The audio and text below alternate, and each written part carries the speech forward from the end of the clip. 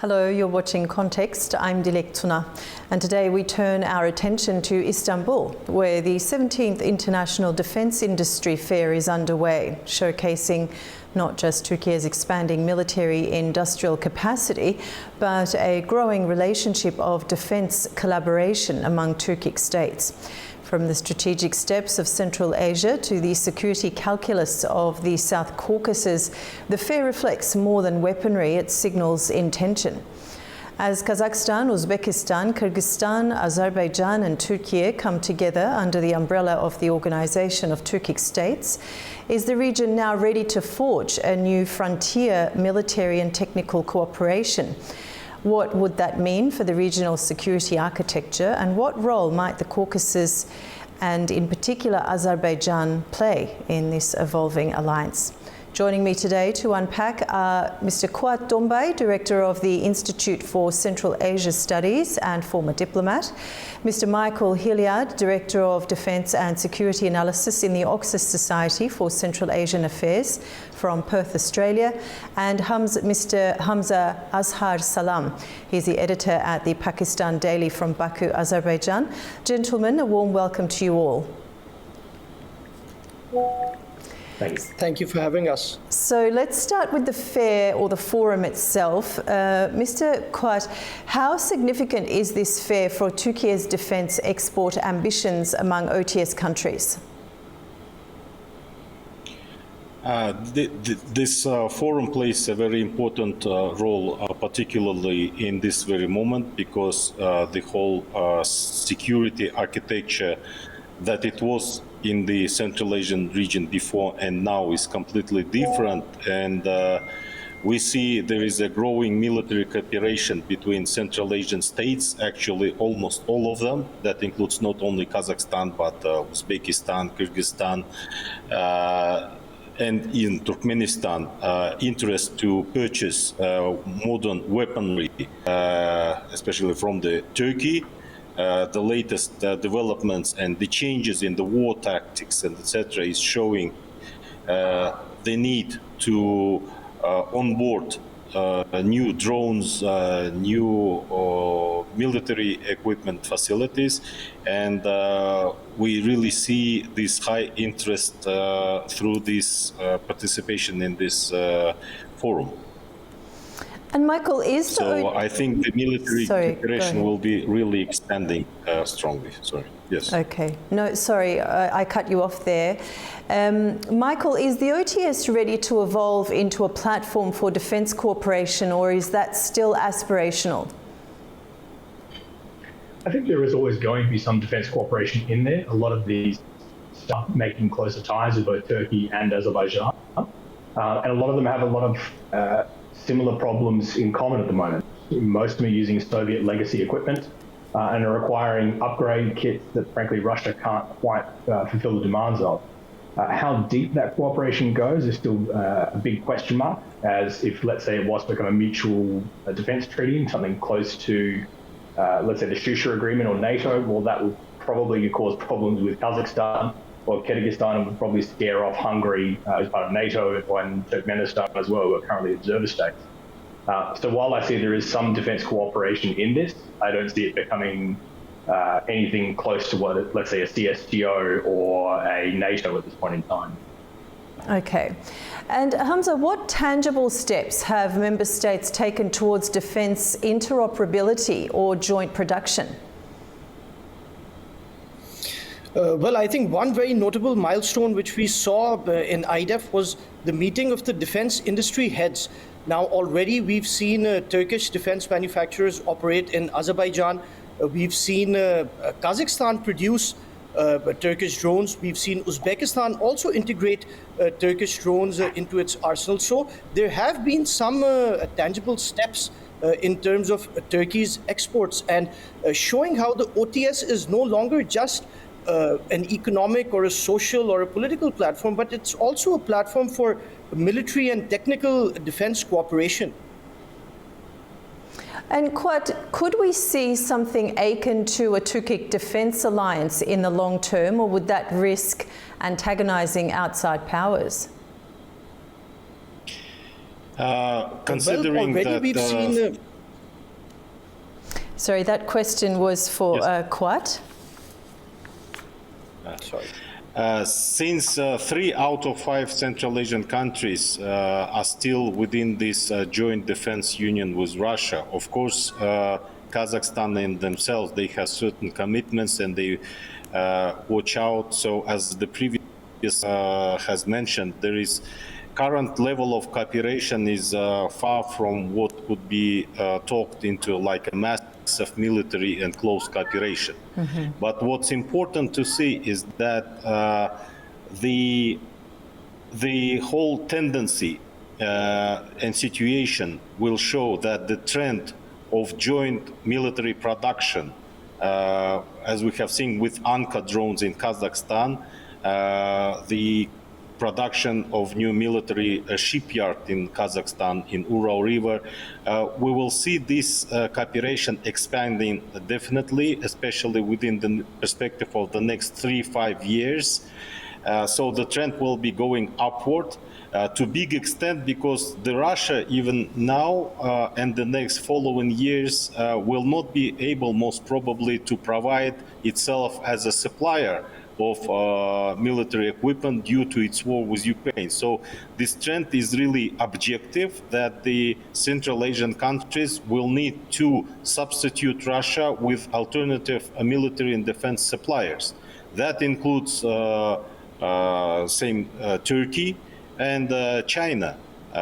Since we have the Pakistani representative here right now, the latest conflict has shown that the China really avails the modern age military equipment, and we have already seen a big interest of same military cooperation with the Chinese industries and purchase of avionics and etc. from China by the central countries. I think soon we will see even Uzbekistan, I think, is inclined to buy new jets, and that will, of course, the trend we will see in the next 3-5 years. Definitely, Central Asia will be buying more defense equipment, military equipment from other countries than from Russia. Okay, Hamza, I want to pose that same question to you. Is there anything you'd like to add or agree with Mr. Quat? Could we see something akin to a Turkic defence alliance in the long term, or would that risk antagonising outside powers? Well, I think we've seen the intention already, and IDEF provides a platform not just for OTS, but for other nations. So as far as Pakistan is concerned, the chairman of the Joint Committee, a 4-star general, was there in IDEF. He participated. There are many other defense exporters who are there. So it basically terms Turkey as a big middleman for defense cooperation between different states. Now, yes, we've also seen Turkey has an independent foreign policy in its defense. We've seen Turkey acquire the S-400 Russian defense systems, which shows that it is balancing its defense priorities. So while it's still in the early stages, I think that the intention is there. And now that, the ministers of defense industries are cooperating, I think there could be a lot of optimism in this regard. Okay. Michael, how might closer military cooperation among Turkic states be perceived by Russia, Iran or China? That's a very good question. Russia is likely to see it as a bit of an incursion or a bit of a threat to its own presence. Right now, it doesn't really have the military capacity to get much more involved, obviously being very tied up in Ukraine. But I think Russia would probably protest to seeing something akin to, let's say, an OTS peacekeeping force made up of these guys, particularly as Russia has active bases in both Kazakhstan and Kyrgyzstan at the moment. China would probably feel a bit put off, but likely wouldn't make too much of a protest. But again, it has the economic leverage in this region to really change that conversation. Whilst most of these countries have, let's say, a 6 or 7% of their import-export come from Turkey. With China, it's up around the 50-60% for some of these guys. When it comes to Iran, Iran would definitely feel it was Turkey encroaching further eastward toward the Caspian and the Caucasus, and yet I don't think they would have too much capacity to respond. So far, they have done some defense cooperation with the Tajiks and Uzbeks, and as a major defense player within Central Asia. So I think it would be perceived oddly that they're not making the kind of moves that would trigger any of those red lines you'd likely see from Russia or China. Okay, I'm interested to hear the analysis for the same question from Hamza and Kuat as well. So Kuat, I'll start with you. What's your opinion there? How might closer military cooperation among Turkic states be perceived by Russia, China and Iran? You see, to answer this question, we need to look into a much bigger frame in terms of where we are with the general security architecture. Since with the Russian and Ukrainian war, the whole security architecture as it was in Central Asia before is not existing any longer, and Russia is not objectively able to play the role it used to play. And this is calling the natural rebalances of this, as we have seen that in Syria, as we have seen it in South Caucasus, and that's same true with the Central Asia, although there is no military conflict right now, but there is definitely, we can see and state that there is a security vacuum. Mm-hmm.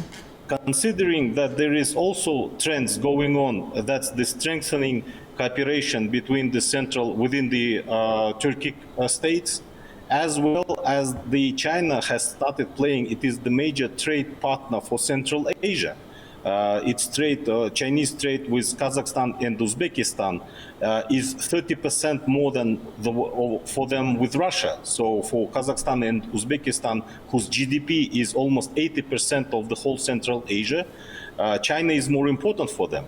And China, the same, has strong, I believe, security interests for Central Asia region, which will be impacting how they would see the new security architecture in Central Asia. And since the Russia objectively, let's say frankly, will not be able to play the role it used to play within the next perspective of 5 years, because it's we know what's happening with Ukraine, and even to reinstate itself in the powers it used to be, it will take time for it. This vacuum will need to be filled out. So what I'm saying is that to answer the question how the situation will be developing is really something that needs to be seen in genesis, in development. How there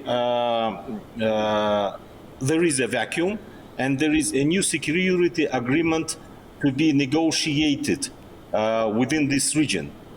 So there is nothing fixed yet.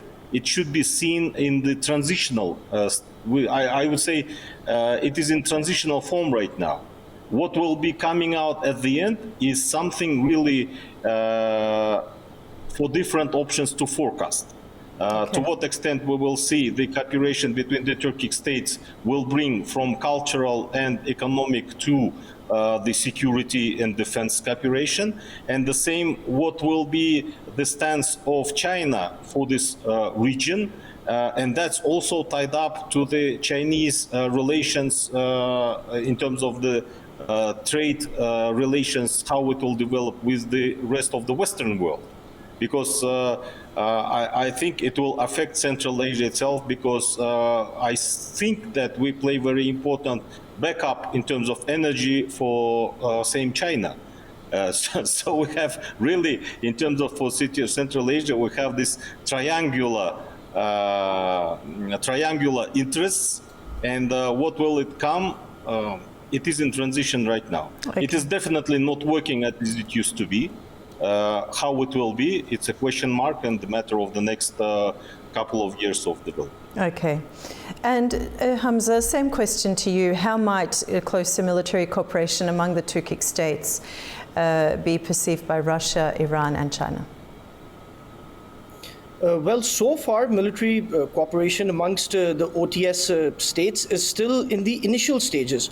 So it's still not a very big threat to China, Russia, or Iran's influence. But we have seen the intention to create a stronger institutional framework to enhance military cooperation. So I think it will all depend on the quality of weaponry which these OTS nations can produce. So far, we've seen that Turkey has been very successful in creating a very powerful drone technology, which has been incorporated by many other countries. But on the other hand, there are many other weapons which the OTS has not been able to produce quite well. In comparison, China has now become the world leader in Air Force jets. We've seen the JF-17 recently in the conflict between Pakistan and India. We've seen the French Rafale jets fall down in the aerial dogfight with the Chinese JF-17. So I think that ultimately the performance of these weapons will determine whether the OTS states will pose a threat to these three great powers. While so far it's still in the initial stages, I think if they are able to build very efficient weaponry at good prices and are competitive in the global market, then perhaps in the coming years and decades, they will emerge as a threat. But we're also seeing a kind of strategic independence and an intention to have less reliance on other nations in terms of security. So maybe in the next 10 to 20 years, the OTS nations will be able to have greater independence in terms of security, in terms of weaponry, in terms of defense equipment.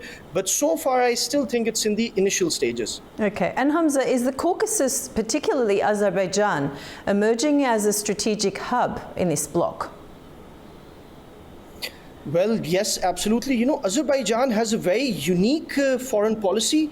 And the way it has interacted with different nations, the way it has developed its bonds and relationships with countries like Pakistan, with Israel, and now even with the United States, I think it is sort of a middleman in geopolitics. And this is not just limited to defense cooperation or to any other area, but overall, Baku is now emerging as a hub for global conferences.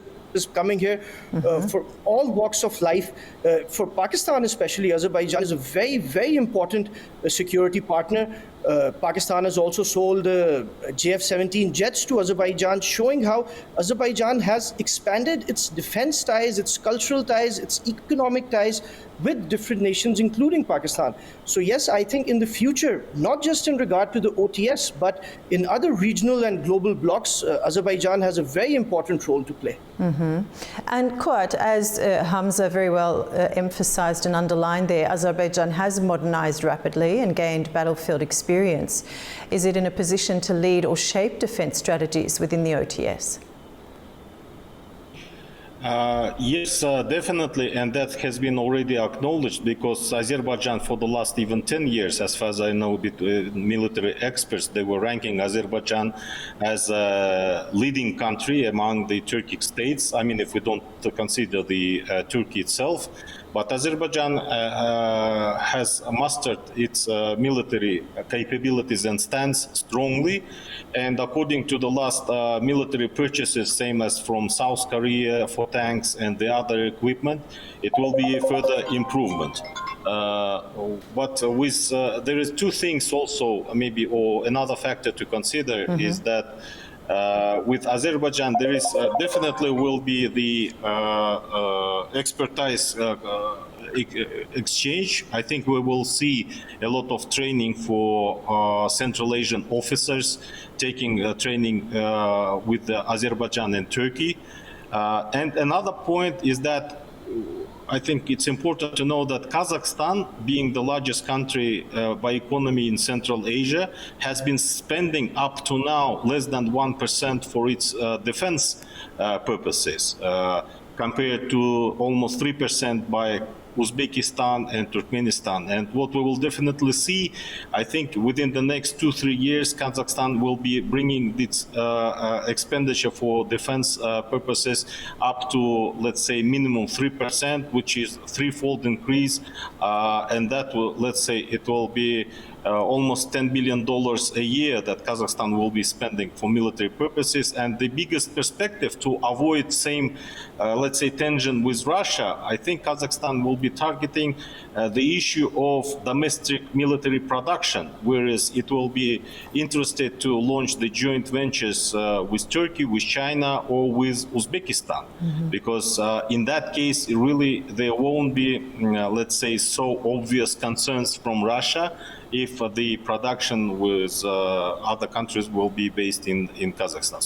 So two points really is that Kazakhstan will be definitely increasing its defense spending, and that it will be looking into increase of domestic and opening joint ventures in the sphere, as we have seen already with Turkey for Anka production. Okay.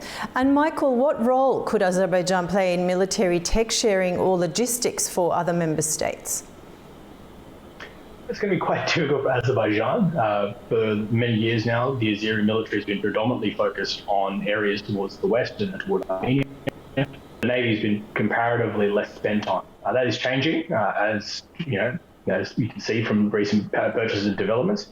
But logistically, not too much. There probably will be a lot more, as the previous guest pointed out, officer training, joint exercises, and people coming into Azerbaijan to effectively learn on how their professionalization is going, which is always good to see. But at the moment, I still think the OTS stands at a bit of a crossroads, where if they want to become more and effectively become more exclusive, well, Uzbekistan has built into a constitution that it won't go down that road. That would scare away Hungary and Turkmenistan, who are currently observers. And Kazakhstan and Kyrgyzstan, whilst they are increasing their cooperation with Turkey and Azerbaijan, both probably still rely a little more heavily on the CSTO. As while it's not the organization it once was, it's still the CSTO that came to, particularly Tokayev's rescue in 2022. And that's a feature that I don't know at this time Turkey could easily provide as well. And Kyrgyzstan would be in a similar position. So coordination-wise, I do see Azerbaijan being a good hub for training and good cooperations, and they have done a lot of those already. Caspian Wind was one that was recently coming up, but I don't see them being a massive logistical hub, as the Central Asians are predominantly focused on domestic issues and Afghanistan as well, which there has been some cooperation on Afghanistan. Okay. And Hamza, how committed are Central Asian OTS members like Kazakhstan or Kyrgyzstan to military cooperation within the bloc? Well, I think that now that the OTS is emerging as a platform for defense cooperation, all member states are trying to, enhance their defense cooperation and to reduce reliance on traditional defense exporters. So if the OTS is able to provide affordable defense solutions, then all member states will try to expand their own defense capabilities within this framework. So it still remains to be seen how much effort will be made, how much investment will be made in this regard. But recently in the IDEF conference, we saw a lot of activity, we saw a lot of exporters. So I think it still remains to be seen how these member states will increase their military capability. But I think OTS is a great platform for defense cooperation. And quite, do internal political constraints or relationships with Russia limit their defense collaboration potential? Well, yes. Of course, Russia will... Sorry, Hamza, that question was for Quat, but you're welcome to answer after we get his answer. Okay. Of course, Russia will continue to play a role politically, especially for Kazakhstan and Kyrgyzstan. We should consider that the situation in each country is different. So as for example, Uzbekistan, it will start playing more and more independent role, probably following the Azerbaijani path. But again, maybe we wouldn't see any immediate adaptation of OTS into a kind of formalized strategic power bloc. But if we look at the trends that's going on, probably we could notice that more tangible and closer cooperation as a bloc could develop within after 2-3 years. Before that, there might be some bilateral cooperation agreements. I think that's what we might see in the next years between different countries, for example. And the key role, the key importance will be, particularly would be interesting to see how Kazakhstan and Uzbekistan will be forming not only economic tandem, but also in the defense questions, or something as we see between Kazakhstan and Azerbaijan right now. So I think without looking into something like a multilateral-based strategic defense bloc developing, most likely trend would be bilateral defense agreements between different member states of OTS. Okay, and Hamza, if you'd like to add to that or bring your own analysis in, do internal political constraints or relationships with Russia limit their defense collaboration potential? Well, I have a different view on this. I think that ultimately economics will determine how defense solutions are acquired rather than the geopolitical influence of Russia or of any other great power. I think the way the world is evolving, the nations which are able to produce efficient, cost-effective defense solutions will ultimately win this battle of defense sales. And Russia so far has not been able to build these products. So I think that countries like China are better equipped because they are building better defense solutions at better prices. So countries like the OTS members, they will be more inclined towards dealing with countries like China or Turkey, who are building cost-effective solutions. And Michael, Do you mind if I just... you'd like to add to that? It's just going to point if possible. Sure, go ahead. I would point out that both the Kazakhs and the Uzbeks have signed very large defense cooperation deals with the Russians in recent months, and Russia is becoming a much larger defense partner again. There was a temporary period there for a few years where Russian equipment became very expensive due to effectively exports not meeting needs effectively because most being diverted off to the war in Ukraine.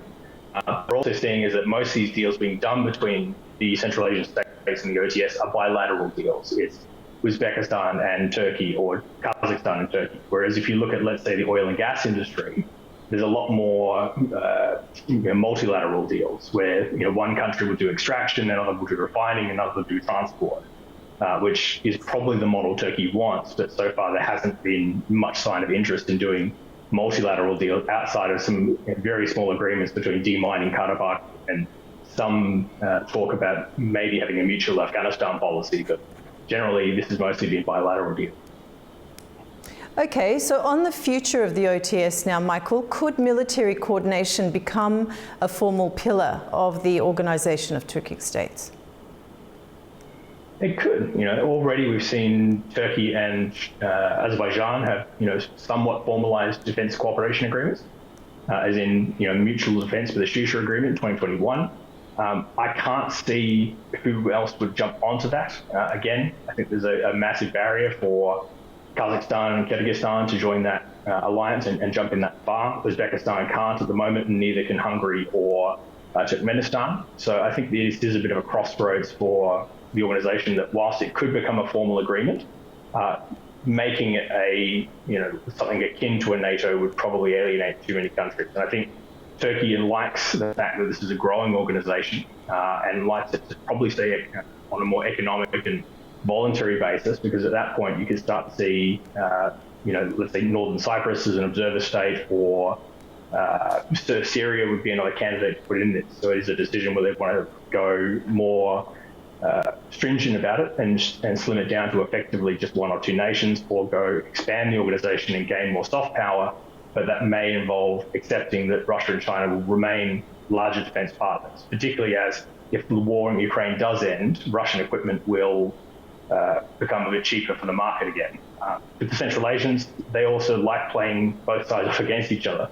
It's pretty well known secret that every time Russia ignores the Central Asians, they can go talk to OTS or talk to China, and then Russia will reappear again to try and win back favor, as we just saw with the new developments with S-300s in Kyrgyzstan. So for this, it's a win for Central Asia working within the OTS in this kind of more voluntary model. But I think if Turkey was to call up and say, look, this is you're in or you're not, I think that alienates everybody. Okay, and Hamza, what would be the benefits and risks of institutionalizing defense dialogue within the OTS? Well, I think there are huge benefits. Firstly, they can reduce their dependence on other defense manufacturers and defense exporters. They can create cooperation frameworks which ensures not just cutting costs, but to ensure overall regional security and to stabilize the global order. Ultimately, it could potentially become a framework like NATO, in which the OTS has significant security cooperation. I'll ask Kuat the same question, actually. We're running a little bit short of time, but if I could get a quick answer from you, Kuat, what would be the benefits and risks of institutionalizing defense dialogue within the OTS?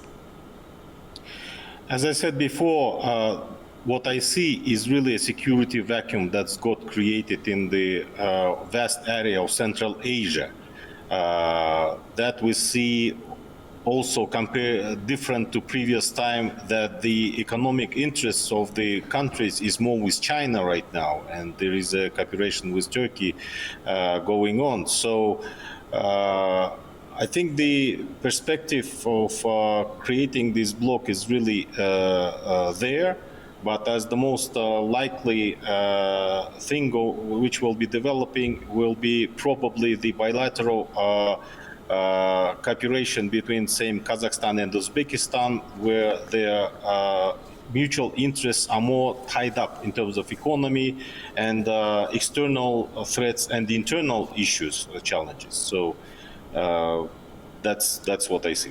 Okay, thank you so much. Gentlemen, thank you to you all. That's all we have time for today. I appreciate your contribution.